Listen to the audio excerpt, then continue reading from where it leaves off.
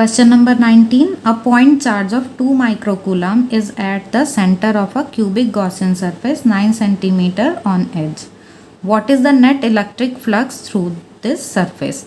यहाँ हमें point charge given है. ये पॉइंट चार्ज कवर्ड है बाय क्यूबिक गॉसियन सरफेस जिसकी ये वैल्यू गिवन है 9 सेंटीमीटर ऑन एज. तो Q की वैल्यू है हमारे पास, charge covered by Gaussian surface ये हमें पता है. अब हमें फाइंड करना है net electric flux through the surface. तो यहाँ हमें Q की वैल्यू गिवन है.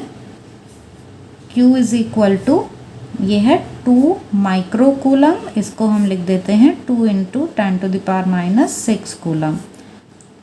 ठीक है. अब हमको यहाँ सरफेस की वैल्यू भी 9 सेंटीमीटर गिवन है, पर उसकी कोई हमको ज़रूरत नहीं पड़ेगी क्योंकि हमसे क्या पूछा है, फ्लक्स.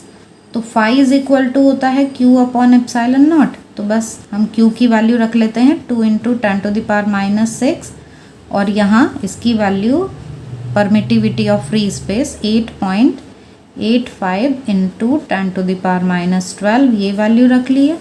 अब इसको हमें सॉल्व करना है तो ये आ जाएगा 2 अपॉन 8.85 इंटू 10⁻6. ये 12 ऊपर जाकर प्लस हो गया ना, इसको डिवाइड कर लेते हैं तो ये हमारे पास वैल्यू आ जाती है डिवाइड करके 2.26 इंटू 10⁵ न्यूटन मीटर स्क्वायर पर कूलम. ये फ्लक्स की वैल्यू आ जाती है.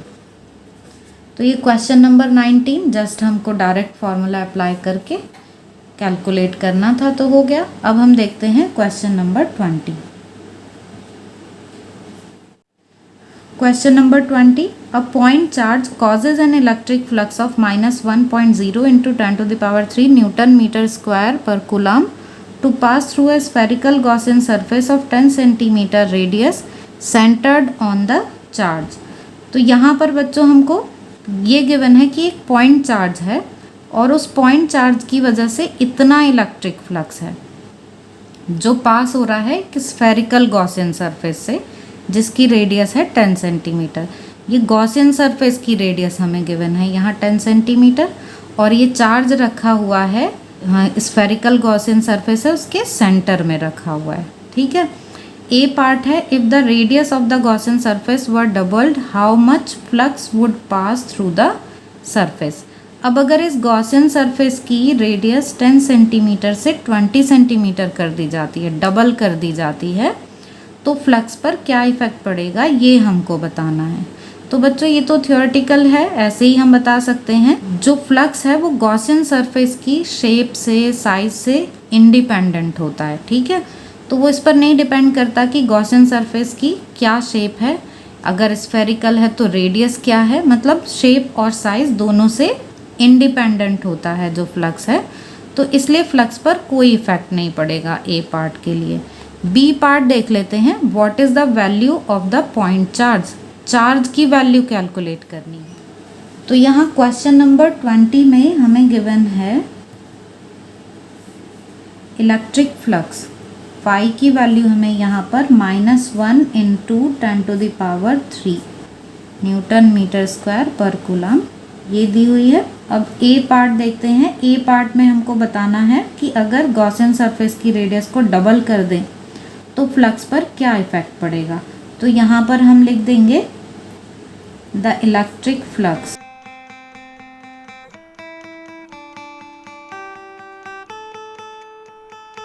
तो हमने यहाँ पर लिख दिया कि इलेक्ट्रिक फ्लक्स जो है वो इंडिपेंडेंट होता है साइज ऑफ गॉसियन सरफेस से, इसलिए इलेक्ट्रिक फ्लक्स सेम रहेगा. रेडियस को डबल करने के बाद भी इलेक्ट्रिक फ्लक्स जो है सेम रहेगा फॉर पार्ट ए.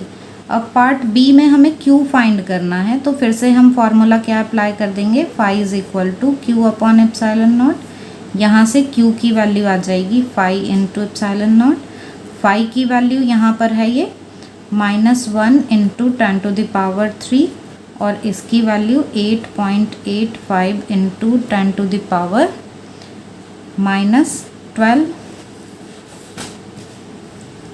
तो अब यहाँ मल्टीप्लाई करके ये हमारे पास आ गया -8.85 इंटू 10⁻⁻9.